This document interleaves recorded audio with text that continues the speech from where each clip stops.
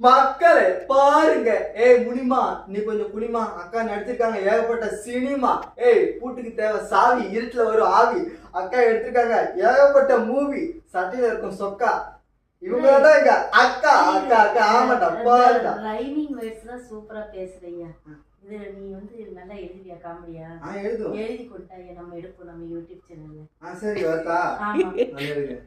Number சொக்கா பக்கா தக்கா வக்கா இத வச்சு டக்குனு காட்டுல இருக்கும் நானே சமயத்தை வானலே. இதாண்டா எங்களோட யூடியூப் சேனல்.